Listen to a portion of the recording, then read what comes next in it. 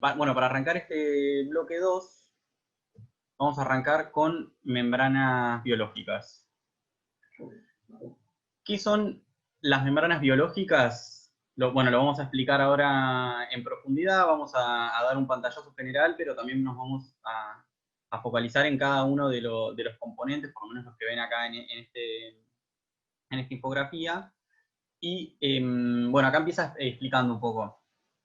Son las membranas biológicas y tal como las conocemos y lo que vamos a tratar al menos en el estudio colectivo de hoy, son las membranas que están presentes en las células, en las células humanas, en las células vegetales, en las bacterias, y que van a tener ciertas diferenciaciones, pero a grandes rasgos siempre se componen de una bicapa lipídica, que es esto que ven acá en esta infografía, en este esquema.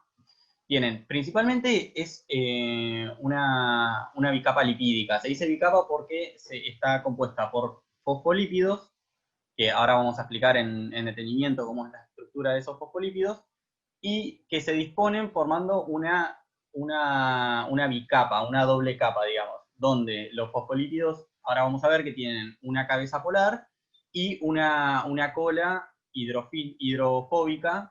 Entonces se van a agrupar de la siguiente manera. Van a estar las cabezas polares hacia el exterior y hacia el interior, digamos, hacia ambos lados de esa bicapa, y en el centro de esa bicapa lo que vamos a tener van a ser las colas hidrofóbicas de los fosfolípidos, que están compuestas por ácidos grasos, esas colas que quedan ahí. Y en el medio vamos a tener, ahora lo vamos a ver, pero vamos a tener un montón de proteínas que se van a adoptar. Algunas van a atravesar completamente la bicapa, otras van a estar en la parte superior. En esta infografía sería en la parte superior, pero van a estar hacia el lado de afuera, digamos, o hacia el lado en su cara externa, otras en la cara interna, otras la van a atravesar completamente, otras van a estar cercanas, pero no en relación directa con la bicapa. Después vamos a tener algunos azúcares, acá hay algunas, se llaman glucoproteínas porque son compuestos que se componen por una parte proteica y por otra parte de azúcares, por eso gluco. Y después también vamos a ver, bueno, que también está el colesterol, que abona a esa estructura de la membrana. ¿Y por qué lo analizamos tan en detenimiento esto? Porque es una de las cuestiones fundamentales de la célula, ¿no? La membrana. Y vamos a ver todo, bueno, justo hoy no, pero después vamos a charlar del sistema de endomembrana también y de cómo cada una de las organelas, que es lo que fuimos dando en las clases anteriores, también a su vez se componen de bicapas lipídicas. Entonces, como bien dije, están compuestas principalmente por lípidos, por proteínas y por hidratos de carbono, y en las distintas teorías de cómo funciona una bicapa o de cómo se compone, no sé si recuerdan que charlamos algo de cuando charlamos de lo que era un modelo, no sé si se acuerdan. Bueno, un modelo es pretende ser como una explicación o una representación de lo que ocurre en la realidad. Este modelo, el modelo que se utiliza actualmente para explicar cómo funciona la membrana es el modelo del mosaico fluido. ¿Por qué se llama así? Porque lo que dice este modelo es que vamos a tener principalmente como un fondo, si se quiere, de fosfolípidos, donde vamos a tener todas las distintas estructuras que componen la membrana, van a estar como flotando, formando un mosaico en esa membrana, y se dice fluido porque en realidad, y se conoce que no es algo estático, que no es algo que tiene una forma bien definida y que no se mueve para nada, sino que más bien todas estas estructuras que están cercanas a la membrana o que se relacionan de alguna manera y que componen la membrana, no están ancladas en un lugar específico, sino que en la manera en la que se relacionan están sujetas a la bicapa, pero tienen libertad de movimiento. Se pueden mover en algunas direcciones. Entonces, este es el modelo que actualmente se acepta como válido y en el que hay mayor evidencia que lo sustenta, que es el modelo del mosaico fluido. Ahí se sumó Cintia, también una compañera, que Cintia habilitó a acotar lo que quieras y a abrir el micrófono y ponerte a charlar si querés. ¿Qué tiene, qué también, ¿qué otra cosa podemos decir de este tipo de membranas? Es que tienen una permeabilidad selectiva. Bueno, esto supongo que lo dieron, pero para repasar, cuando se dice que algo es permeable, significa que si una membrana es permeable, que distintos componentes van a poder atravesarla, van a poder pasar a través de ella. Al decir que tiene una permeabilidad selectiva, eso ahí ya nos da alguna idea de que, bueno, algunas cosas van a pasar a través de la membrana y otras no tanto, o algunas les va a costar un poquito más, otras les va a costar un poquito menos, algunas directamente no van a pasar y otras van a pasar libremente. A ver. Ahí. Bueno, para empezar a explicar los componentes de esta bicapa lipídica, habíamos dicho que una de las principales estructuras que la componen son los lípidos. Los lípidos, y acá lo explicamos como fosfolípidos, ya en la clase anterior habíamos contado un poco cómo era la estructura, a qué nos referíamos cuando hablábamos de lípidos, y en este caso vamos a hablar de un tipo en particular de lípidos que se denominan fosfolípidos, que son, a ver si muevo esto, acá está la estructura. Los fosfolípidos tienen esta estructura que ven acá que estoy señalando, definida, donde van a tener una cabeza polar, donde está, bueno, acá tenemos más a la derecha, molecularmente, ¿cómo sería? Vamos a tener un grupo fosfato unido, acá en particular, y toda esta estructura que le da como esa polaridad. Entonces, toda la estructura del fosfolípido va a tener una cabeza polar, perdón, y después va a tener dos cadenas tres cadenas, perdón, de carbonos, una al lado del otro. No sé si se acuerdan de la clase pasada o de la anterior también, que charlamos de este tipo de estructuras, que son estructuras no polares, donde un carbono se une al lado del otro, y se van mezclando con oxígeno también, con hidrógeno, perdón. Se relacionan de esta manera los carbonos con el hidrógeno y forman estas cadenas, estas largas cadenas, que son no polares. Si recuerdan, algo de lo que charlamos es que, y algo que siempre le van a decir en química orgánica y en biológica, es que lo similar disuelve a lo similar. ¿Eso qué quiere decir? Que las regiones polares se van a relacionar de una manera, estamos hablando acá físico-químicamente, ¿no? De una manera molecular, se van a relacionar esta parte de la molécula mejor con el agua, y esta otra parte hidrofóbica se va a relacionar mejor con los solventes no polares. Cuando yo digo que se va a relacionar, me refiero a que, no pensando en esta molécula en particular, pero, por ejemplo, en otras moléculas, cuando hablamos de moléculas polares, el agua es el solvente, como les conté, va a ser el solvente universal, digamos, el solvente polar universal, más que nada en matrices biológicas. ¿Por qué? Porque, bueno, el agua no está en todos lados, y porque además por la estructura que tiene el agua, que tiene un oxígeno con dos hidrógenos, y en esa forma tridimensional que adopta en el espacio, le da a toda esa molécula, le confiere como dos polos, un polo positivo y un polo negativo.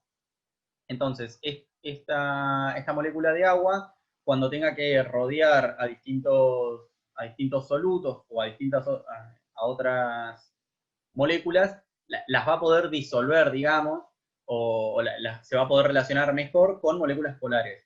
Si ponemos moléculas no polares en contacto con agua, lo que va a pasar es que no se van a mezclar, no son lo que se denomina miscibles. Por ejemplo, si junto agua y aceite, cualquier tipo de aceite, van a ver que se forman esas dos capas, y no, si bien hay una relación entre las moléculas de agua y las moléculas no polares del aceite, cual sea que fuera, no van esas relaciones, esas fuerzas intermoleculares que va a haber entre esas moléculas no van a ser tales como las que hay entre moléculas polares de agua a agua, o como las que hay también entre moléculas no polares con moléculas no polares. ¿Por qué me detuve tanto en explicar esto? Porque vamos a ver que en la membrana plasmática vamos a tener en los fosfolípidos que tienen una cabeza polar y una cola, o bueno, más de una cola, no polar. Este tipo de moléculas se llaman anfipáticas, o anfifílicas, es lo mismo. Yo de hecho leí anfipática y yo lo tenía con el término de anfifílico, que quiere decir que son moléculas que se comportan o que tienen en realidad en su estructura una parte polar y una parte no polar.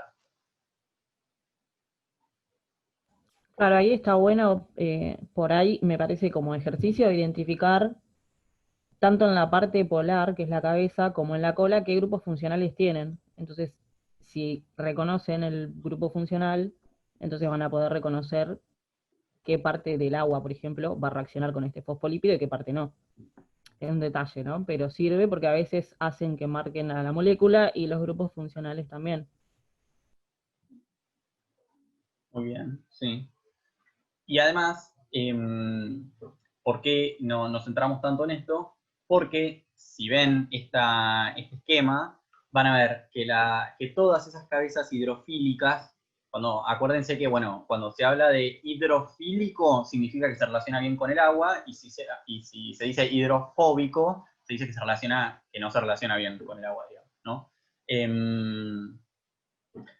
¿A qué iba con esto? Que si ven este esquema de la membrana, de la bicapa, van a ver que todas esas cabezas polares se relacionan entre sí, tienen distintas fuerzas intermoleculares entre sí, y a su vez la otra parte de la molécula no polares no es que forman enlaces covalentes, pero sí tienen fuerzas intermoleculares entre sí. Entonces eso hace que se forme en esta disposición la membrana. Entonces, como dijimos, bueno, que además los fosfolípidos no siempre son iguales, pueden modificar pueden ser diferentes en su estructura, pueden tener, con que acá, por ejemplo, en estas cadenas, en alguno de los carbonos tenga un enlace diferente, va a ser que tenga esta forma, ven que tiene como la patita para un costado, la cola hidrofóbica, eh, puede tener para otro lado, puede variar, pero aún así se van a relacionar entre sí, entre las colas y las cabezas por otro lado. Además, ¿qué hace esto? Esto nos da como la pauta de lo que habíamos dicho anteriormente, del modelo del mosaico fluido, donde se relacionan todas estas estructuras, pero forman como una capa, piénsenlo de manera así más tridimensional, como un plano, donde cada una, si vos lo ves desde arriba o desde abajo, desde donde quieras, vas a ver que se ven como esas pelotitas que son la cabeza de los fosfolípidos. Y hacia el interior van a tener la parte hidrofóbica. Esto, ¿por qué nos detenemos tanto? Porque es bastante importante para explicar la funcionalidad, no solo la funcionalidad, sino por qué ocurren un montón de procesos en la membrana y por qué cómo se relacionan un montón de proteínas o de otras estructuras en esa membrana.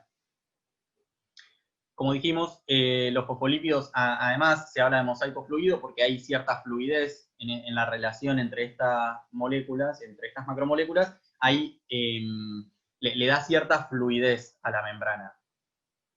Y por último, bueno, la composición lipídica y la temperatura inciden en la fluidez esencial para muchas funciones. Cuenta, tiene que ver, es como lo mismo que hablábamos para proteínas, lo mismo que hablábamos en desnaturalización de proteínas. Todas estas relaciones entre las fuerzas intermoleculares de las distintas, o entre las distintas estructuras que tiene la membrana plasmática, a su vez también dependen de la temperatura, dependen también del pH, dependen también de las condiciones salinas, es decir, que dependen del entorno físico-químico. ¿Esto quiere decir que si yo subo 2 grados la temperatura se va a romper la membrana? No, pero tal vez si le cambio mucho el pH, sí voy a romperla, se va a cortar, se va a lisar, lo que se dice cuando una célula se lisa es que se rompe la membrana.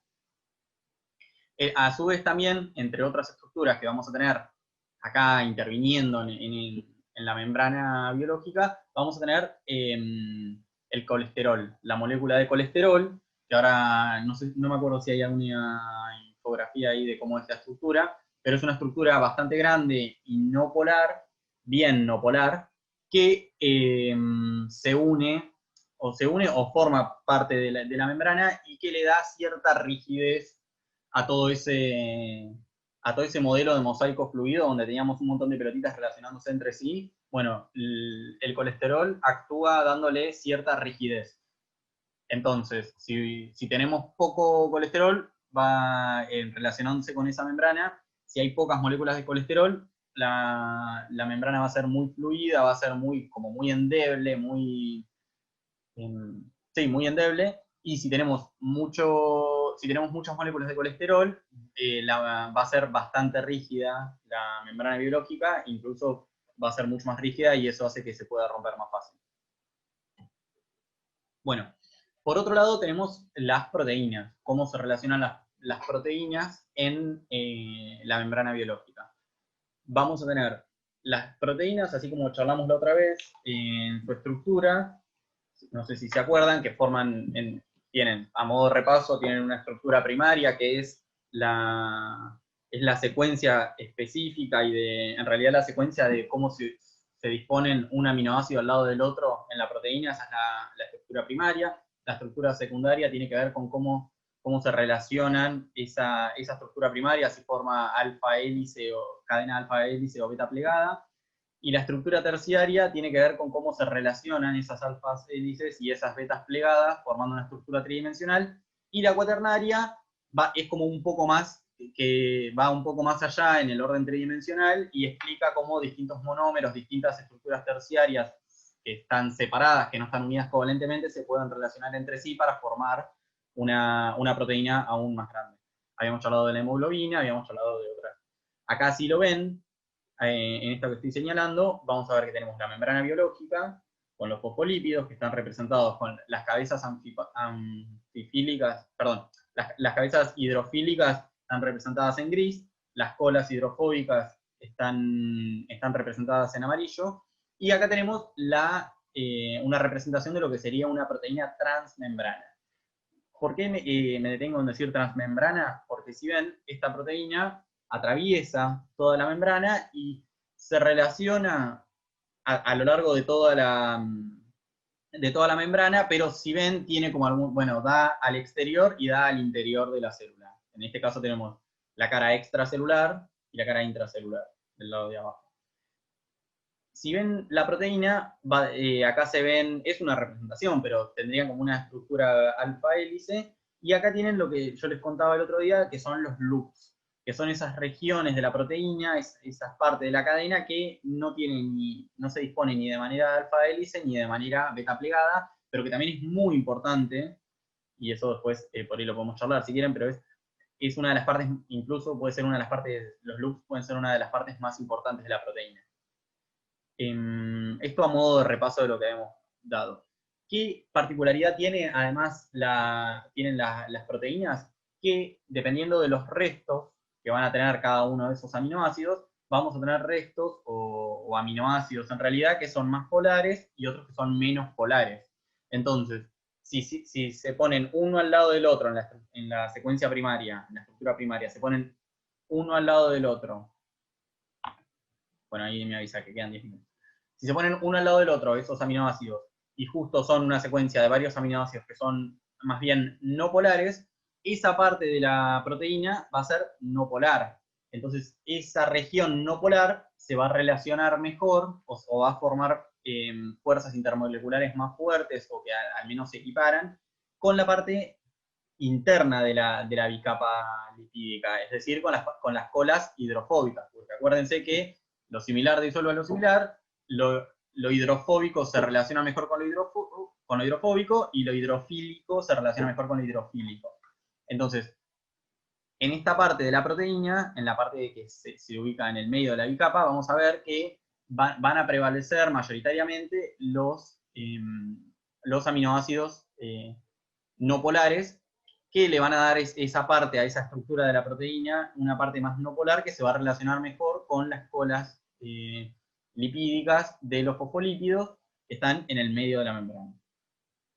Y mientras que otras regiones que van a ser más hidrofílicas se van a disponer hacia los extremos, digamos, o hacia la parte extracelular o hacia la cara intracelular.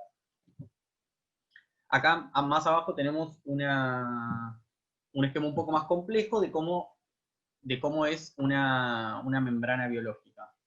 Vamos a ver que tenemos esa bicapa lipídica. ¿Ven? Que lo que yo les decía, que se ven como si fueran un montón de pelotitas. Y después van a tener las distintas estructuras. Todas estas son proteínas transmembrana, pero si ven bien, capaz que estas que están acá no atraviesan la membrana completamente. Acá tiene, en verde están señalados los glicolípidos, o los glucolípidos, perdón, que son estructuras que tienen una parte lipídica y otra parte de azúcares. Pueden ser azúcares también. No sé si se acuerdan que yo les comenté que en los glóbulos rojos el grupo ABO, lo que se denomina grupo ABO, si es A, B, AB o 0, tiene que ver con distintos tipos de azúcares que hay en la membrana del glóbulo rojo. Miren lo importante que son esas estructuras, ¿no? Como para señalar que, y eso a modo de ejemplificación de que no están ahí, o sea, que no están ahí de la nada, sino que en general cada una de las estructuras tiene alguna función bastante definida. A su vez acá, que no veo, pero tiene que haber en algún lado alguna estructura de colesterol. Creo que son estas. Bien, sí. Esto es colesterol. No dice, sí, acá lo dice, colesterol. ¿Ven cómo se ve esta obviamente es una representación, pero si ven dónde está mi cursor, acá la estructura de colesterol está en cada tanto en la membrana y esto le confiere mayor rigidez. Y a su vez, acá lo que van a tener es bueno, esto que está así a modo de, o sea, que parece como tela de araña, esto casi seguro que son fibras de colágeno, por lo que estoy viendo y por cómo se dispone. Acá, bueno, acá dice fibras de la matriz extracelular. Van a ver que hay un montón de estructuras que están bien cercanas a la membrana, a la bicapa lipídica, que también son muy importantes, ¿no?, en la membrana biológica. Y a su vez, hacia la cara intracelular, acá vamos a ver microfilamentos del citoesqueleto. Vamos a charlar un poco ahora después de cuáles son los componentes del citoesqueleto. A su vez, bueno, acá un poco explica que dice que los tipos de proteína de membrana, que pueden ser integrales o transmembranas, es decir, que atraviesan completamente la bicapa. Ahí se tienen dominios hidrófobos y penetran la bicapa. Y después tenemos las proteínas periféricas, que no tienen dominios hidrófobos, o por ahí tienen, pero no atraviesan completamente la membrana, sino que se anclan en general en la parte no polar, pero después tienen la mayor cantidad la mayor parte de su estructura en el medio acuoso circundante, que también son proteínas más que importantes. ¿No? Acá no hay nada que sea más importante que otra cosa. Bueno, las proteínas de la superficie interna y externa de una membrana tienen una distribución asimétrica, lo que quiere decir que no vamos a encontrar los mismos componentes hacia la cara extracelular de la membrana que hacia la cara intracelular, porque estamos justamente adentro y afuera de la célula. Y bueno, y acá cuenta un poco la clasificación que pueden tener las distintas proteínas de la membrana, que pueden ser proteínas de adhesión, que ahora lo vamos a ver en los desmosomas, por ejemplo. Pueden ser proteínas de transporte, ahora lo vamos a ver también cuando veamos transporte activo y transporte pasivo. Es decir, que son proteínas que permiten que actúan como un tubo, digamos, o como una puerta de entrada y que permiten el ingreso o egreso de distintas moléculas. Pueden ser transductores de señales también muy importantes, que tienen un dominio, son proteínas que tienen un dominio extracelular y que cuando se relacionan de alguna manera con otro componente, todo eso se traduce en una señal hacia adentro de la célula, que hasta incluso puede terminar en la muerte de la célula, puede terminar en un montón de procesos celulares. Pueden ser bombas dependientes de ATP, por ejemplo la bomba de sodio-potasio. Ahora después lo vamos a charlar, pero también tanto hacia adentro como hacia adentro de la célula, como hacia afuera de la célula, no vamos a tener las mismas condiciones físico-químicas. Principalmente no vamos a tener las mismas condiciones salinas.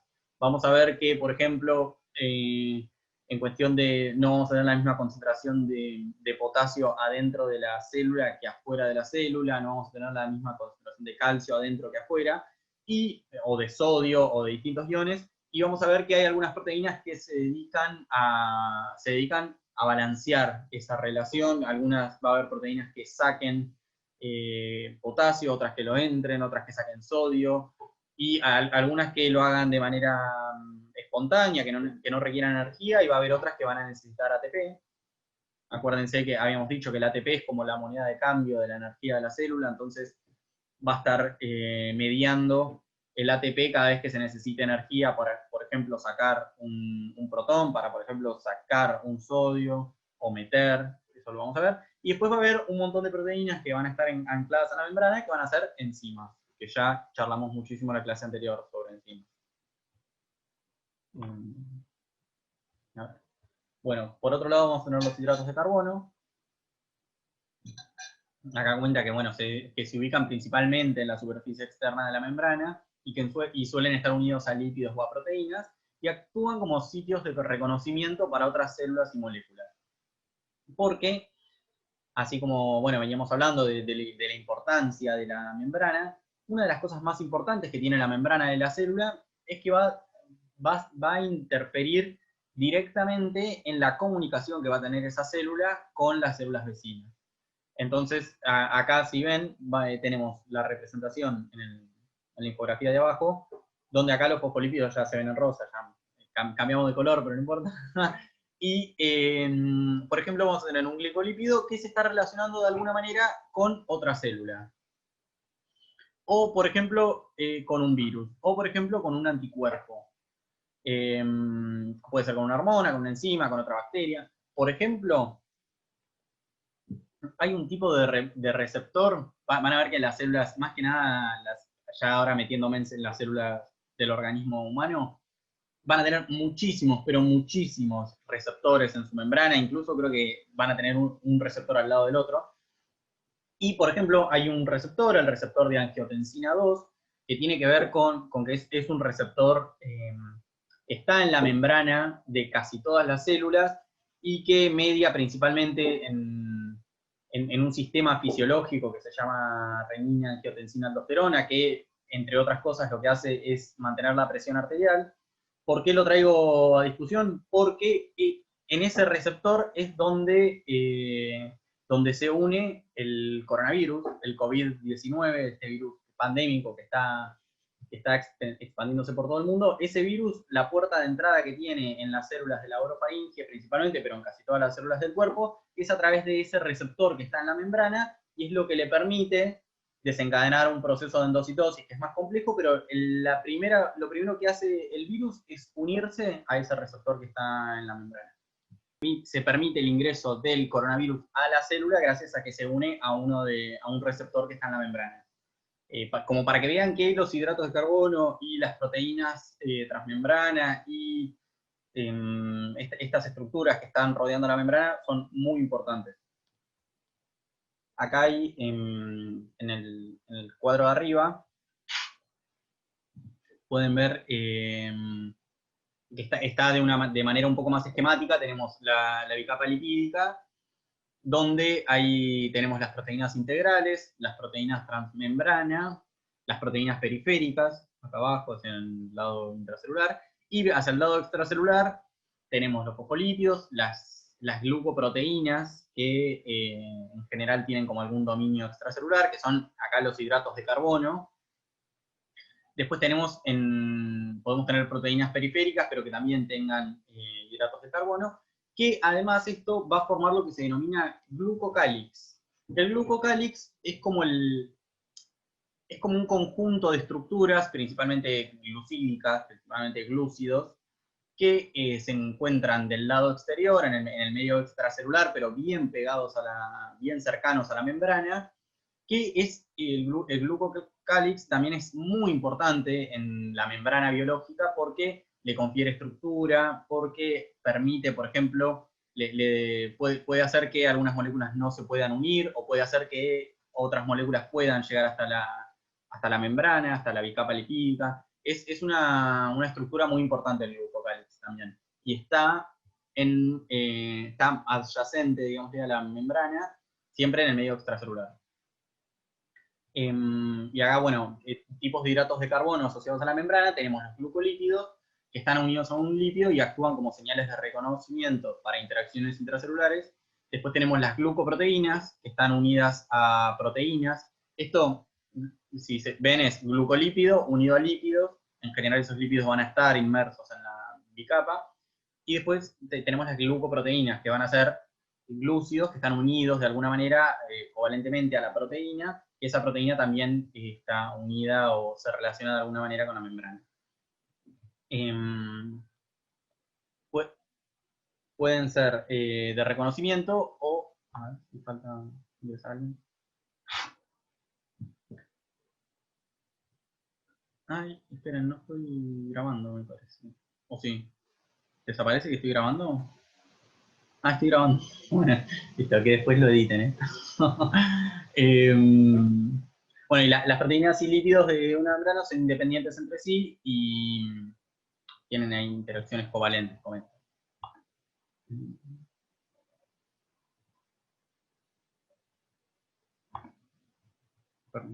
¿El glucocálix envuelve toda la membrana? Pregunta acá Enzo. Y sí, la respuesta no te lo puedo responder con seguridad y con certeza decirte sí, pero tengo entendido que sí, que recubre toda la membrana porque es parte de lo, si queremos llamarla a la membrana entera, la membrana biológica, vamos a tener esa parte que es el glucocálix también. Sí, ojo que no es lo mismo que cuando hablas de la bicapa, estás hablando de esos fosfolípidos y de todo lo que está bien inmerso o pegado a esa bicapa, pero el glucocálix también sí, y va a recubrir toda me corrijo, va a recubrir toda la membrana. Porque esto, acá estamos viendo algo esquemático, pero en general esto está recubierto muchísimo, por muchísimos receptores, por muchísimos azúcares. Entonces sí, el glucocálix va a ser como todo lo que recubre de manera exterior a la membrana y lo que está adyacente. Son un conjunto de estructuras que están justo pegadas, adyacentes, pero por el lado exterior de la célula. ¿Se entendió? Si no, volvemos y si no lo buscamos. Pero sí, tengo entendido que que recubre toda la membrana. Bueno, y acá vamos a tener, ya esto es pensando en cómo se relacionan entre sí las células, porque como dijimos, va a haber un montón de estructuras que van a servir para que se relacionen, por ejemplo, con anticuerpos, por ejemplo, yo les contaba lo del coronavirus, pero también vamos a tener un montón de estructuras en la membrana celular que le van a permitir unirse a otras membranas celulares.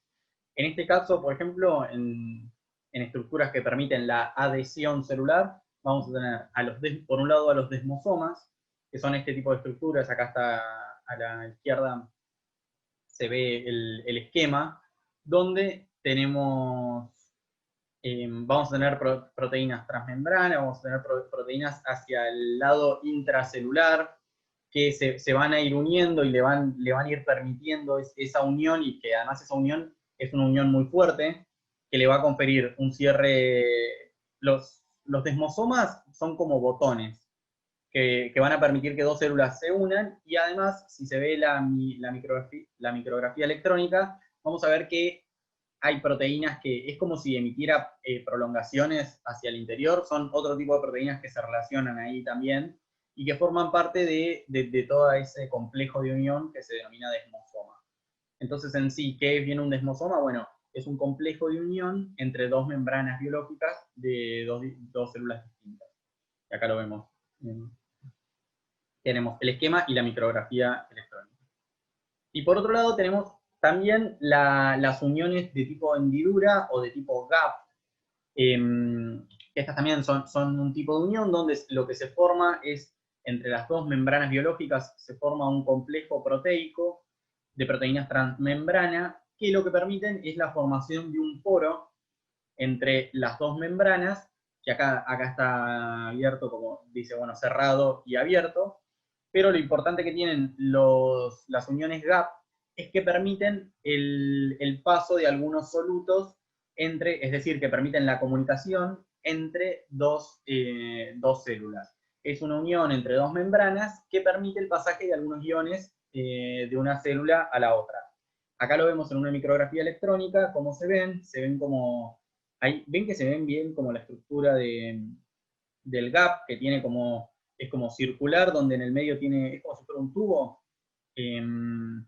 No sé si la palabra más académica es tubo, pero vamos a decir como un conducto donde pasa en donde en ese complejo de unión no solo se unen las dos membranas, sino que además se conectan están conectadas. Este tipo de uniones, por ejemplo, va a ser muy común entre las células miocárdicas, es decir, entre las células del músculo que componen el músculo en el corazón, porque lo que permiten es el pasaje bien rápido de los iones a través de sus membranas para que esas células en cierta manera estén mucho más conectadas entre sí y, bueno, tiene que ver con la fisiología propia del corazón. No, no, como dijo Flor, no me voy a ir mucho más allá, pero sí tienen este tipo de uniones que lo más importante es que permiten el pasaje de ciertos iones a través de la membrana. ¿Por qué? Porque la membrana, si la vemos, ay, no me pasa nada.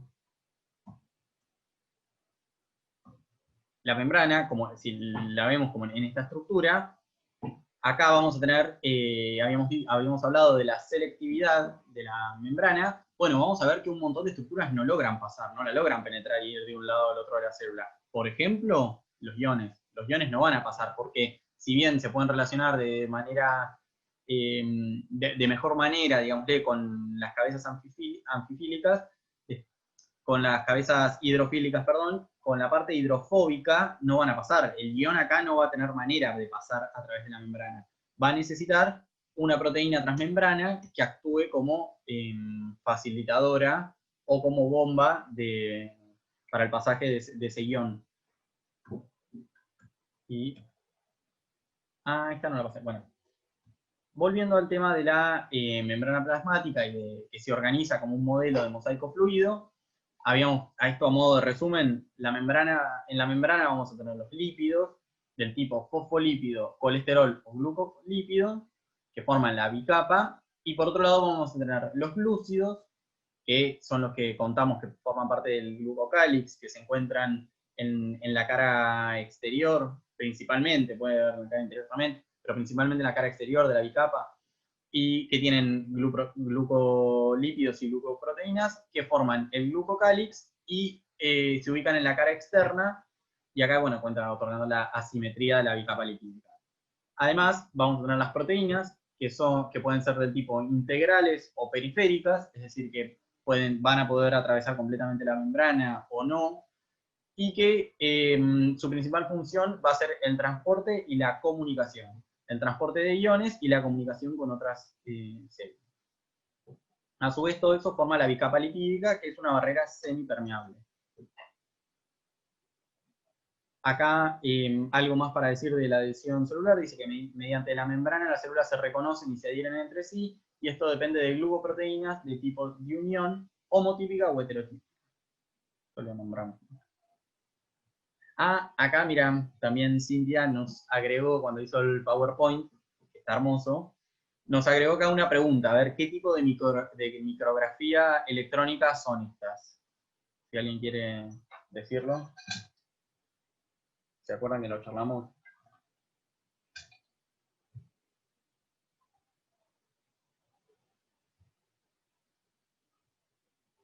¿Alguien quiere decir algo? Si no quieren decirlo, digo yo, lo repasamos, pero...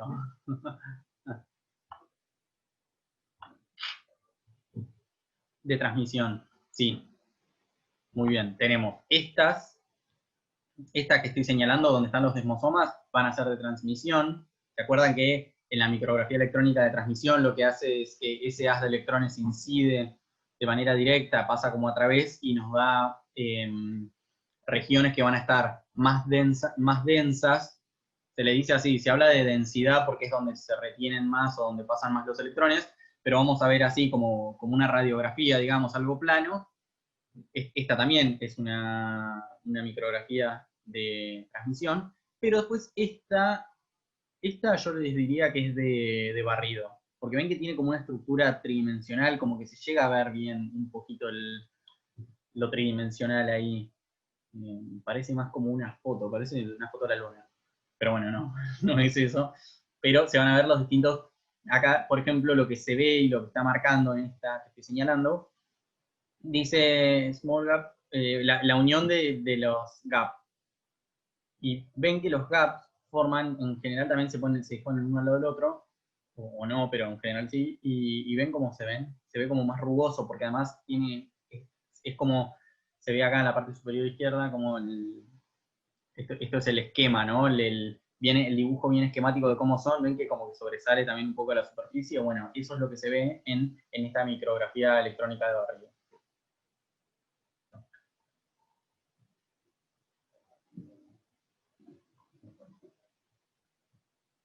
Y ahora, ahí voy, esperen que no me pasa mucho. Vamos a ver un poco lo que es el transporte a través de la membrana. Vamos a tener por un lado el transporte pasivo y por el otro lado el transporte activo. ¿A qué me refiero con activo o con pasivo? Esto tiene que ver con cómo pasan los iones o la molécula que tenga que pasar a través de la membrana, a través, o sea, desde el medio intracelular hacia el extracelular o viceversa, del medio extracelular al intracelular, y dependiendo de si utilizan o si no utilizan, o si requieren o si no requieren energía, es que los vamos a llamar. Si requieren energía, los vamos a llamar transporte activo. Y si no requieren energía, los vamos a llamar transporte pasivo. Los que requieren energía generalmente van a necesitar de la hidrólisis del ATP. ¿Se acuerdan que habíamos dicho que es la moneda de cambio de la energía de la célula? Van a necesitar ATP para la rotura de ese ATP va a devenir en un cambio conformacional de esa proteína, y ese cambio conformacional de esa proteína lo que va a permitir es el pasaje de un ion de manera selectiva a través de la membrana.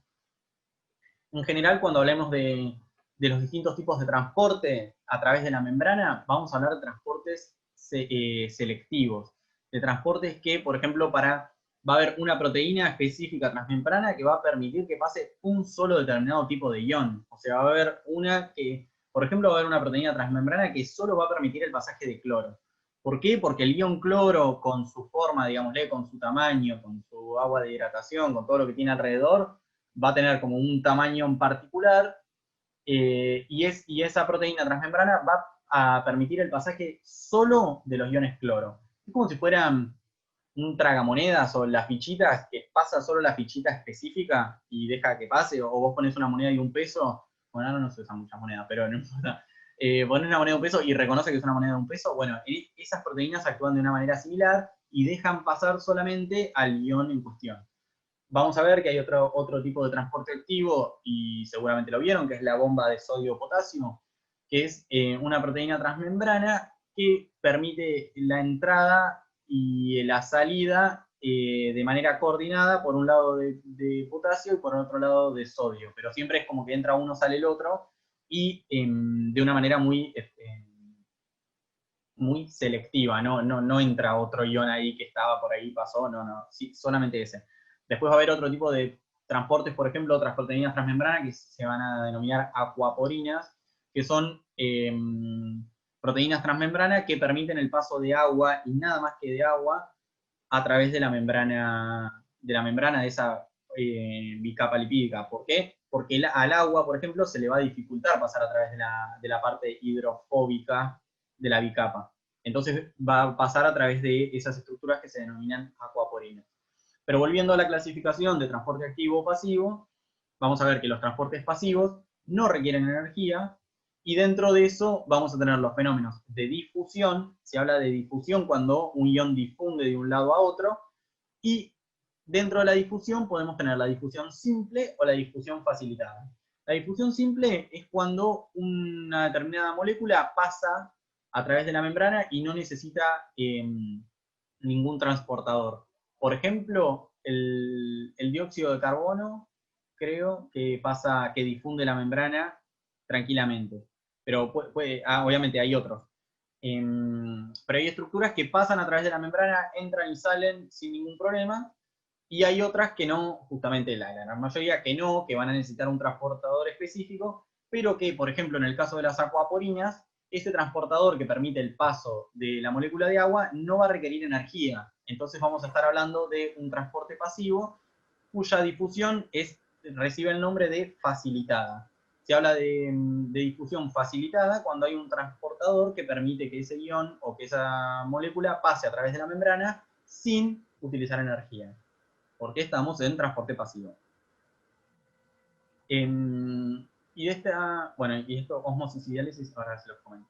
Y después, dentro del transporte activo, que es el transporte que requiere energía, va a poder ser mediado o por proteínas carrier, por proteínas que son transmembrana, que permiten el pasaje del ion, que generalmente tienen una... Flor, si querés acotar algo, abrí el micrófono y hablar. No, prendí la cámara para dejarte solo. Van a ver que, bueno, puede haber transporte activo con proteínas cuya estructura tiene un cambio conformacional, de alguna manera esa proteína se va a modificar gracias a la hidrólisis del ATP, gracias a que se le aplica energía, digamos, y en ese cambio conformacional, en esa modificación que tiene la estructura de la proteína, va a permitir el pasaje de un ion, o de 2 iones, o de 3 iones, pero no es que, bueno, se abre y deja pasar, no, sino que en general va a haber una relación metabólica, digamos, en que va a necesitar, por ejemplo, un ATP para que pasen 2 iones, un ATP para que pase un ion. Está como todo muy, es todo muy específico. No sé, Flor, si querés comentar algo más de eso, que vos sabes mucho de... Justo ayer tuve que exponer, pero me expuse a otro tipo de transporte, así que no me quiero ir por las ramas tampoco. ¿Se me escucha bien ahí que agarré la computadora? Sí. Se escucha bárbaro. Bueno, y por otro lado, vos, Flor, abrí el micrófono y parame, si querés. Por otro lado, vamos a tener el transporte mediado por vesículas. Esto es un transporte un poco más complejo y que tiene que ver con distintos procesos en los cuales la membrana sufre un proceso que se denomina invaginación, donde es como si la membrana, es como si fuera un Pac-Man, que la membrana toma un pedacito de lo que hay circundante y se encierra formando como una burbuja de membrana hacia el interior. Ese proceso se llama endocitosis. Es decir, que toma algo del exterior y como que lo come, digamos, tipo Pac-Man. Ese tipo de procesos requieren energía, son transporte activo, y además siempre están mediados por algún transportador, mediados por algún receptor en la célula que le da como la orden de que haga la endocitosis. Y por último, algo que quedó acá medio colgado, que son los procesos de ósmosis y de diálisis. Principalmente me voy a centrar en el proceso de ósmosis. La ósmosis es un proceso físico-químico que se da a través de las membranas semipermeables, donde por la diferencia que hay de concentración de un determinado soluto, lo que vamos a ver es que hay un corrimiento del solvente que se da de manera espontánea a través de una membrana que no permite el paso del soluto. A ver, no sé si hay...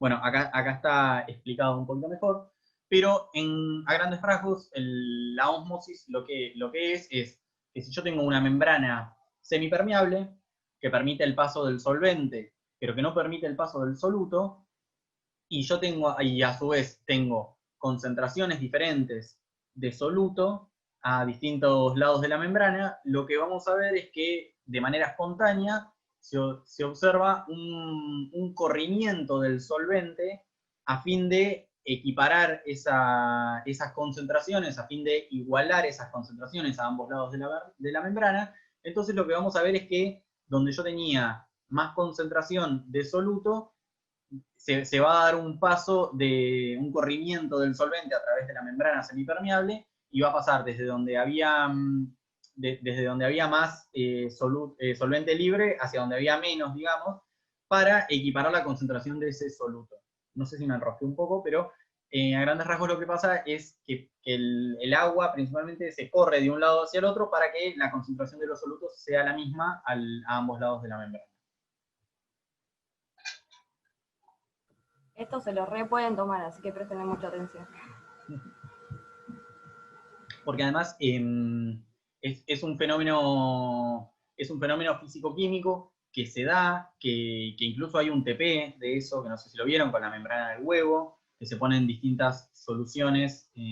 Ahora vamos a ver la definición, la concentración salina, que hay a ambos lados de la membrana, y hasta incluso se puede ver cómo ese corrimiento de agua se traduce en que se levanta la columna de agua de un tubito, o sea, y hasta incluso se eleva el volumen de líquido para, por ejemplo, un proceso de ósmosis que seguro vieron en la primaria o en la secundaria capaz, es cuando cortan una zanahoria, la cortan al medio y le ponen azúcar arriba o sal, y van a ver que se empieza, que después, o sea, después de que pasa un ratito, se empieza como a hidratar esa sal. Es como que sale el agua de las células de la zanahoria y se pasa hacia donde hay más sal.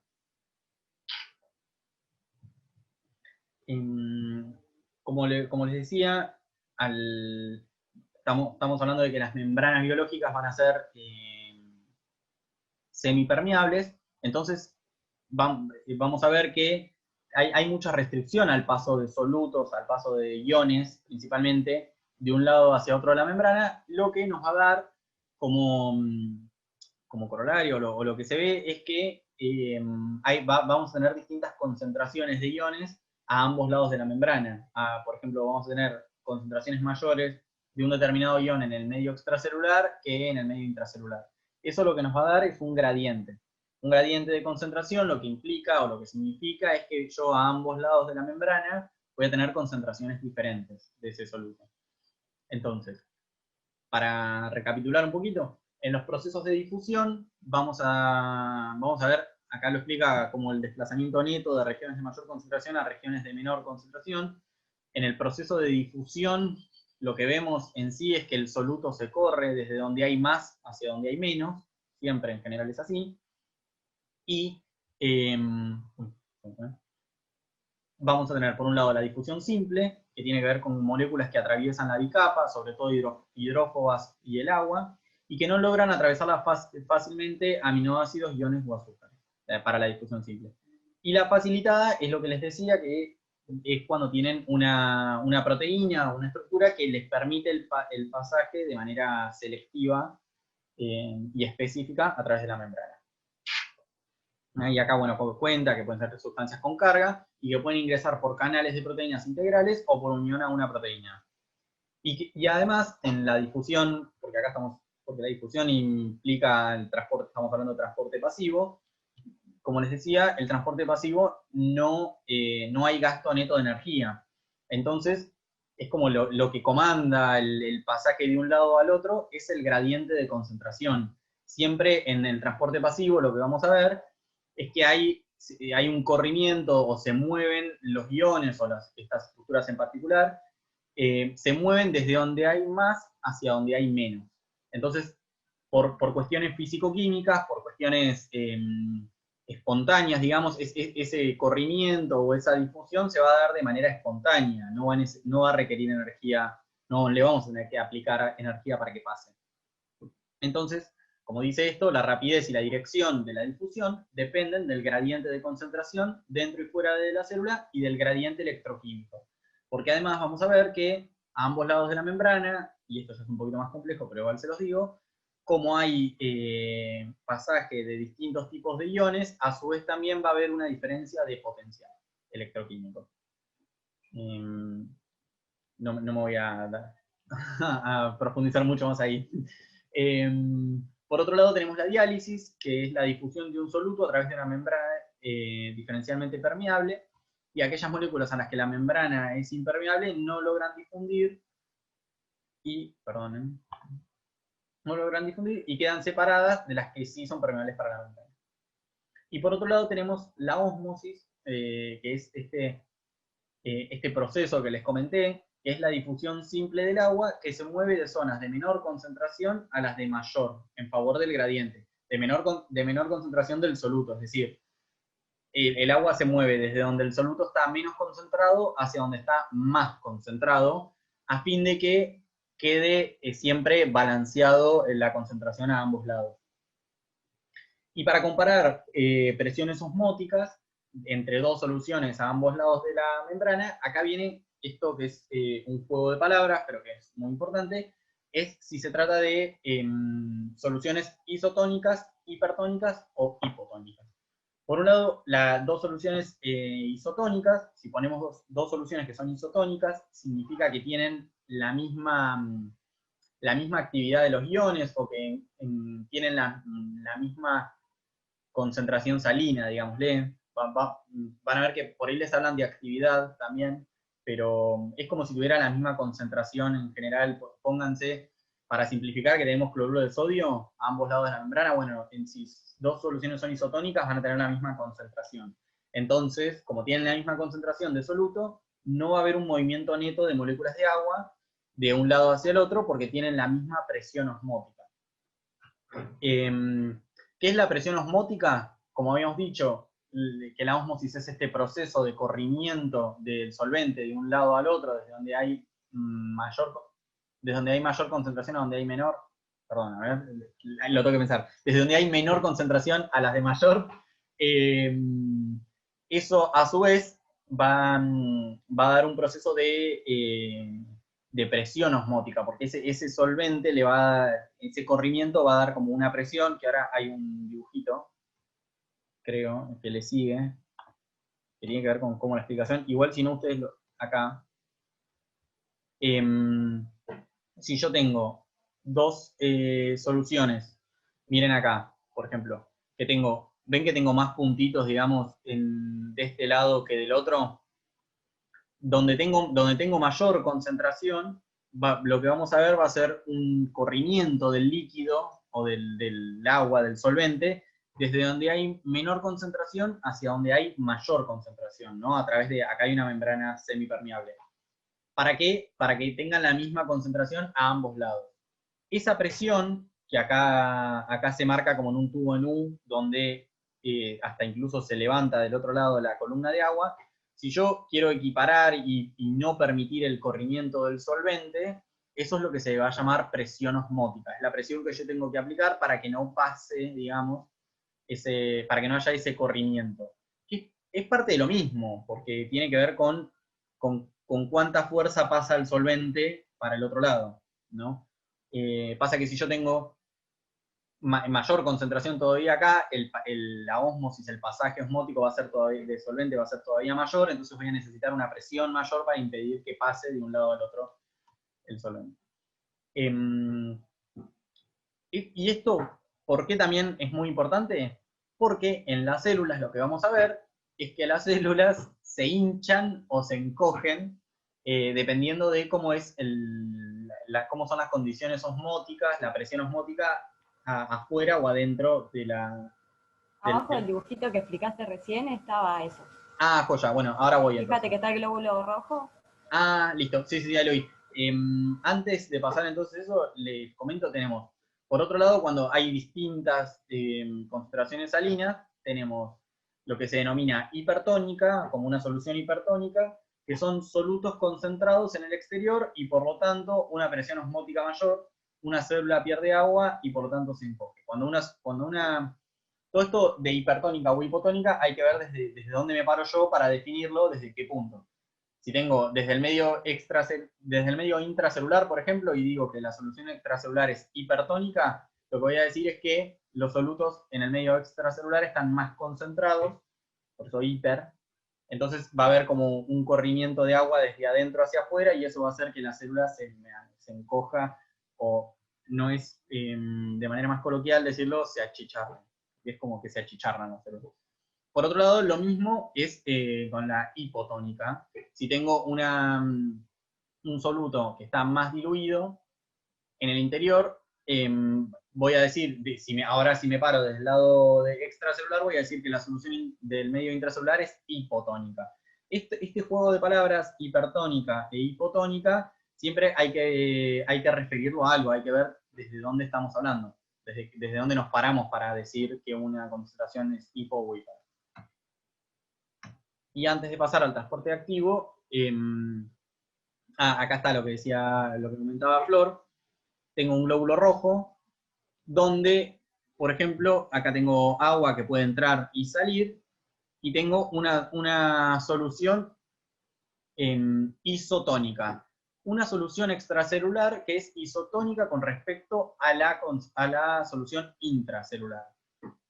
Entonces, Si yo tengo una solución que es hipertónica, o sea, que tengo mayor concentración de solutos en el exterior que en el interior, lo que vamos a ver es que hay un corrimiento del agua desde la parte intracelular hacia la parte extracelular, porque es como que el agua es como si quisiera compensar ese desequilibrio que hay de concentraciones.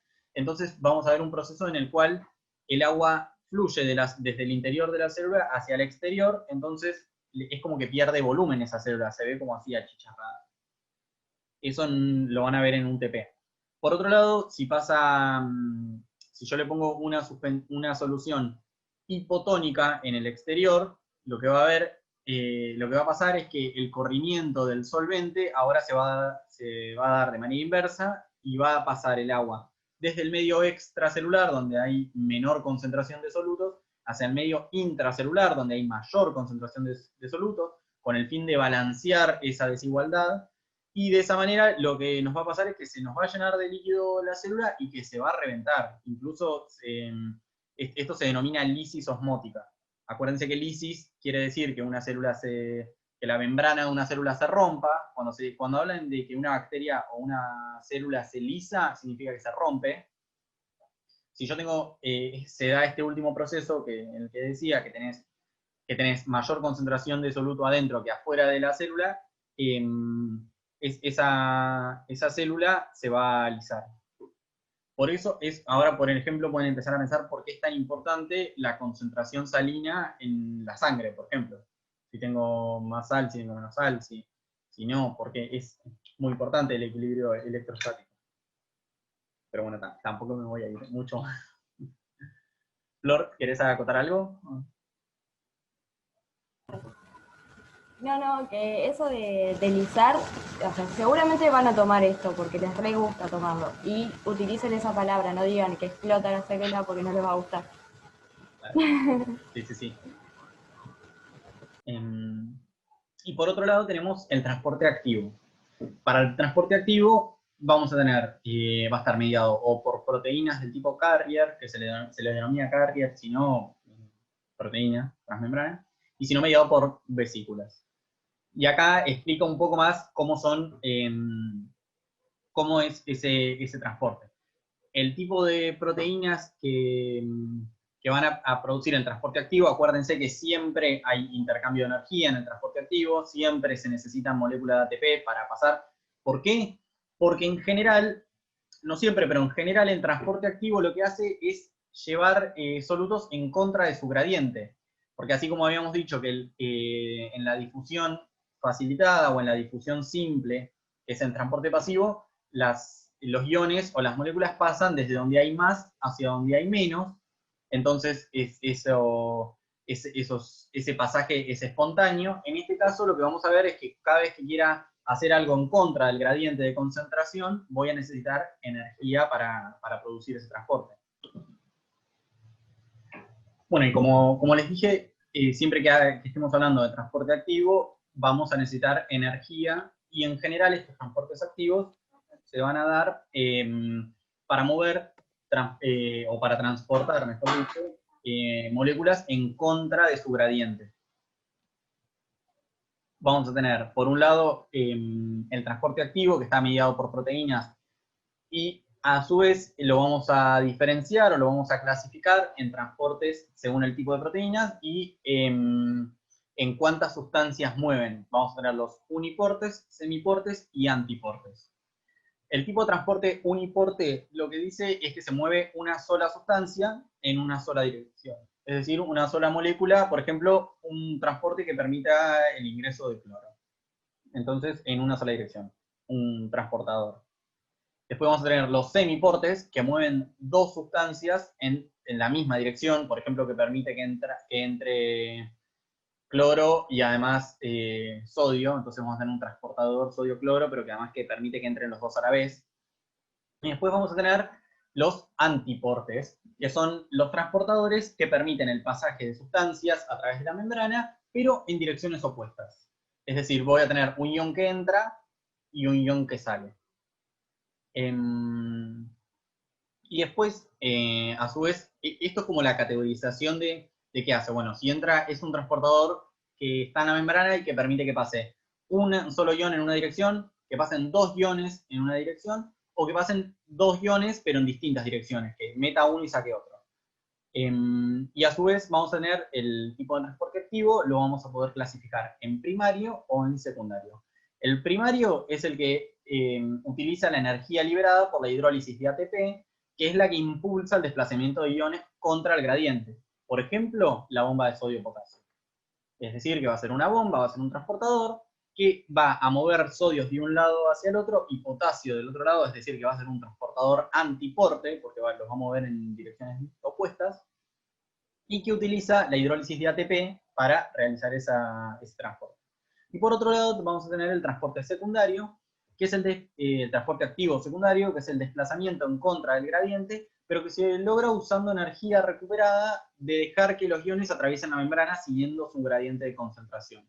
Es decir, que utiliza la energía de un determinado gradiente, o sea, el pasaje de iones de un lado al otro de la membrana, que pasan en favor, de su gradiente electroquímico, pero que a su vez cuela, de alguna manera, el pasaje de otro ion. Entonces, y ese otro ion sí va en contra de su gradiente.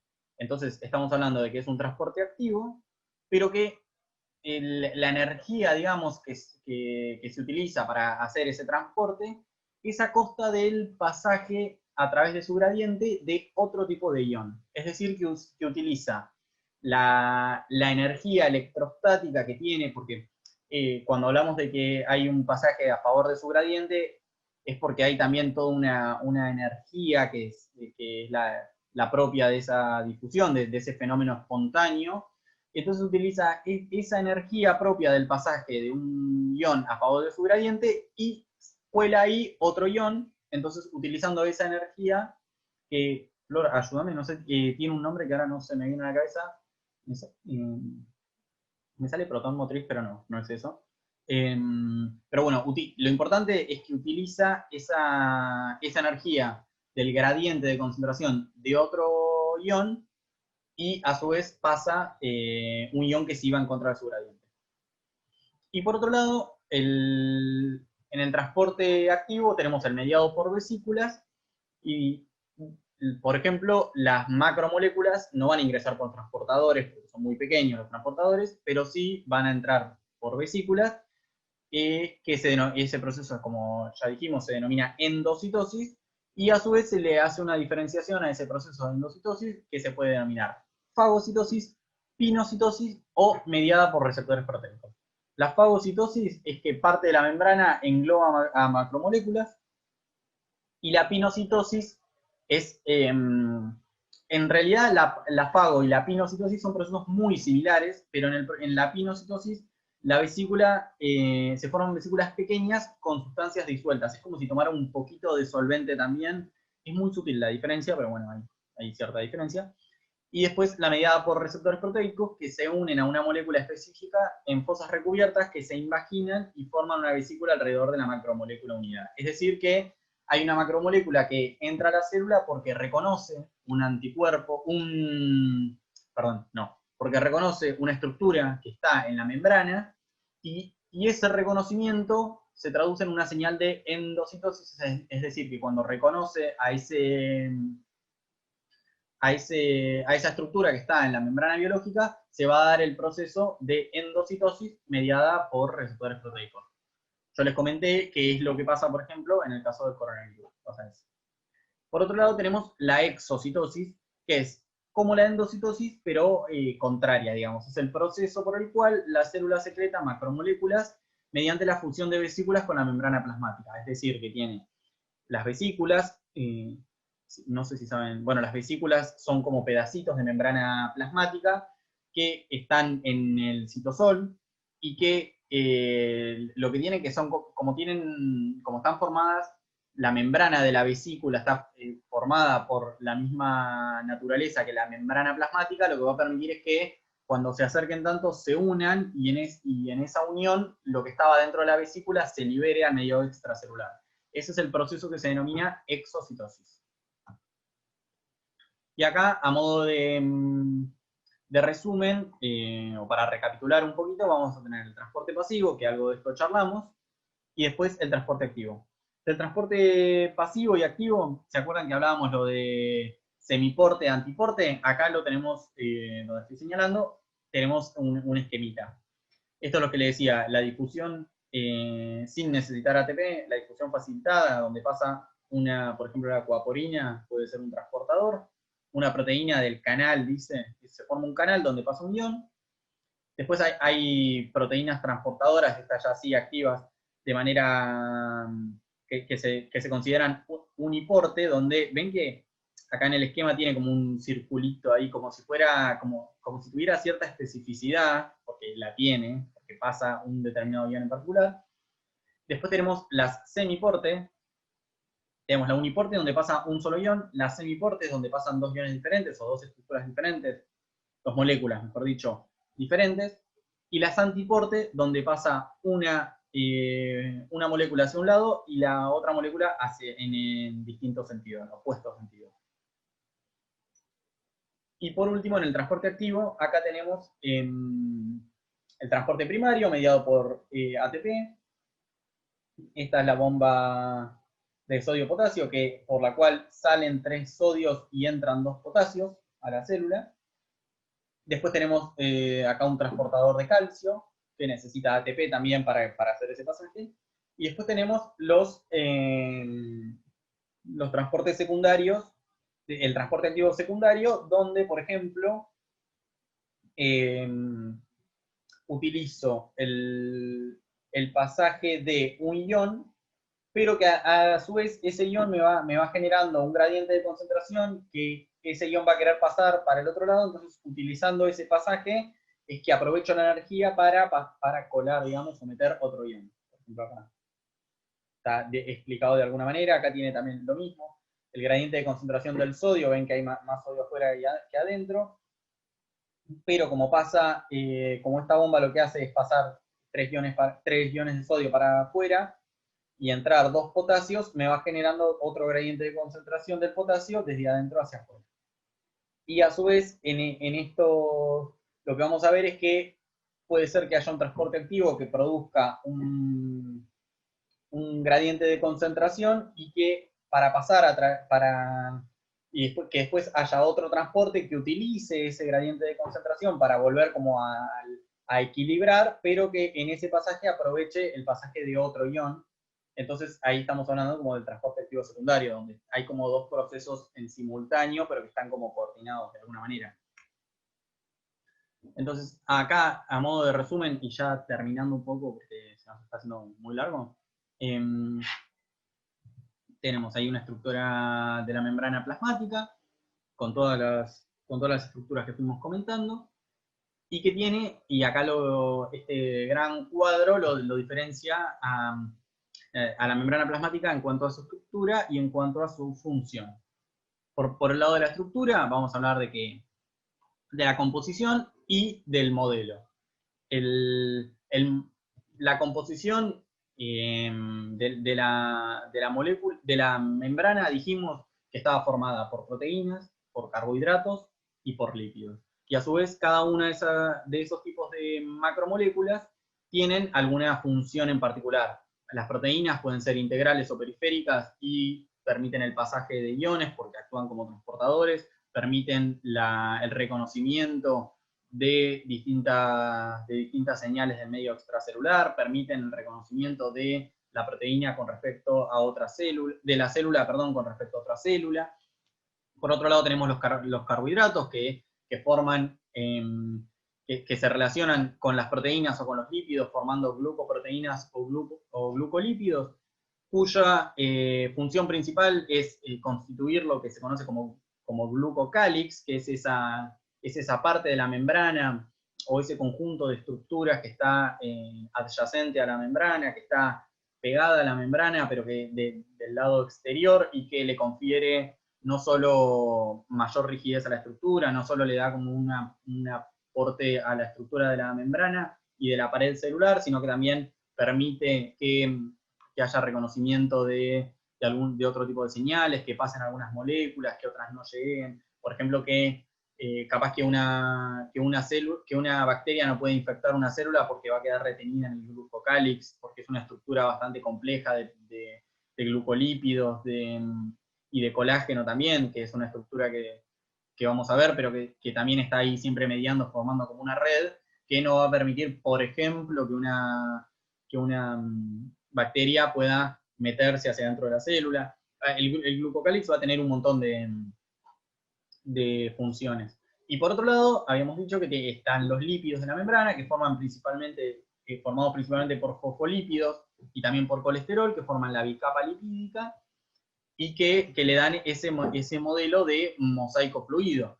En cuanto al modelo que hablamos, tiene que ver con la estructura de la membrana plasmática. Recién comentábamos la composición, y también ahora más llegando no a la funcionalidad, pero el modelo que lo explica, que es el de mosaico fluido, que permite la fluidez de la membrana, de la bicapa lipídica, donde cada una de estas estructuras que fuimos comentando, que estaban ancladas o que se relacionan de alguna manera u otra con la membrana plasmática. Bueno, este modelo lo que explica, el modelo de mosaico fluido, es que esa relación es fluida, que no todas las estructuras están constantemente en el mismo lugar, sino que se van moviendo, que se pueden desplazar en el eje de la superficie de la membrana, que se pueden desplazar, que no necesariamente tienen que estar unas alejadas de otras o unas unidas a otras, sino que se pueden ir moviendo de un lado hacia otro. Y por último, también este mosaico fluido lo que habla es de la asimetría de la bicapa a ambos lados, hacia el medio extracelular y hacia el medio intracelular. Por otro lado, bueno, nombramos la importancia del colesterol, que es otro tipo de estructura no polar, de otro tipo de lípidos que lo que le confiere a la bicapa lipídica es otro tipo de estructura, el colesterol, que lo que le confiere a la capa lipídica es darle mayor rigidez. Entonces, si tenemos poco colesterol, la membrana va a ser muy fluida. Si tenemos mucho colesterol, la membrana va a ser muy, muy rígida. Entonces está siempre como en una relación justa. Y después, más en cuanto a la función de la membrana, y ya para terminar, vamos a ver que tenemos distintas proteínas transmembrana que permiten el transporte pasivo y transporte activo, lo que veníamos charlando, pero que también en cuanto a la función, y una de las cosas más importantes que tiene que ver con la función de la membrana, es en la comunicación que tiene esa célula, o que va a tener esa célula, con otras células vecinas. Y en cuanto a la función de la membrana plasmática, va a tener una función estructural que conserva la integridad de la célula y que separa principalmente el medio externo del medio interno de la célula. Va a regular, a su vez, esa membrana va a regular el intercambio, establece sistemas de transporte para moléculas específicas.